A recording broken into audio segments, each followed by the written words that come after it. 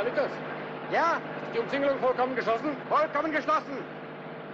Die Partisanen haben überhaupt keine Möglichkeiten mehr. Gut. Die 118. Jägerdivision.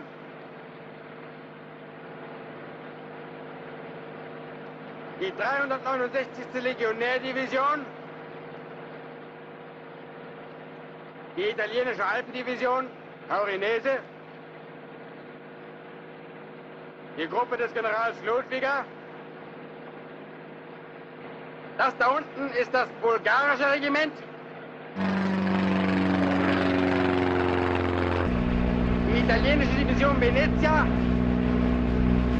Die erste Gebirgsdivision.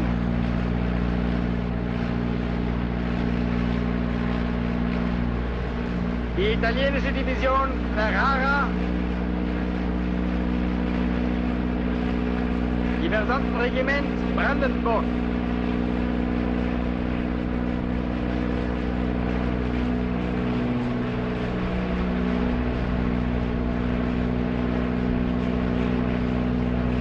Und da hinten die SS-Division Prinz Eugen.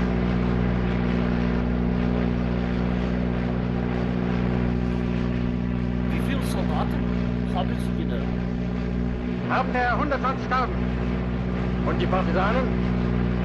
Ja, ich würde sagen, unserer Wertung nach 20.000 und davon einige tausend Verwundete.